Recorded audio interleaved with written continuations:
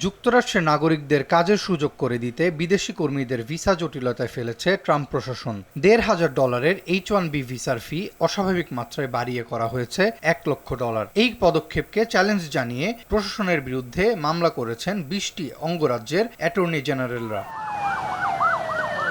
মামলার প্রধান বাদী ক্যালিফোর্নিয়ার অ্যাটর্নি জেনারেল রব বনোটা এবং অন্য একটি অঙ্গরাজ্যের অ্যাটর্নি জেনারেল জয় ক্যাম্পবেল। এই দুই অঙ্গরাজ্যের অ্যাটর্নি জেনারেলের সঙ্গে যুক্ত হয়েছেন Arizona, Colorado, Connecticut, Delaware, Hawaii, Illinois, Maryland, Michigan, Minnesota, Nevada, North Carolina, New Jersey, New York, Oregon, Rhode Island, Vermont, Washington এবং উইসকনসিনের অ্যাটর্নি জেনারেলরাও।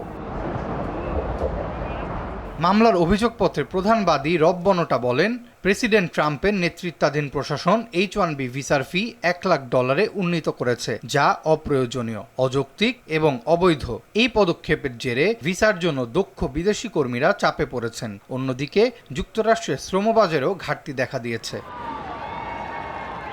যুক্তরাষ্ট্রের পরিসংখ্যান বিভাগের তথ্য বলছে, 2004 সাল থেকে শুরু হওয়া এই প্রকল্পের আওতায় প্রতি বছর 85,000 বিদেশি কর্মীকে যুক্তরাষ্ট্রে প্রবেশ ও কাজের অনুমতি দেয়া হয়। এই ভিসার আরও একটি সুবিধা ছিল নাগরিকত্বের সুযোগ। H-1B ভিসাধারীরা স্থায়ীভাবে যুক্তরাষ্ট্রে বসবাসের জন্য সহজেই অনুমতি পেয়ে যান, আর স্থায়ী বসবাসের অনুমতি প্রাপ্তির 5 বছর পর নাগরিকত্বের জন্য আবেদন করলে তাও মঞ্জুর করে যুক্তরাষ্ট্র। এদিকে বিভিন্ন বেসরকারি কোম্পানির পাশাপাশি H-1B ভিসার ফি বাড়ানোর নেতিবাচক প্রভাব পড়েছে যুক্তরাষ্ট্রের প্রযুক্তি, শিক্ষা ও চিকিৎসা খাতে। ভিসা ফি বেড়ে যাওয়ায় আবেদনের হারও কমে গেছে।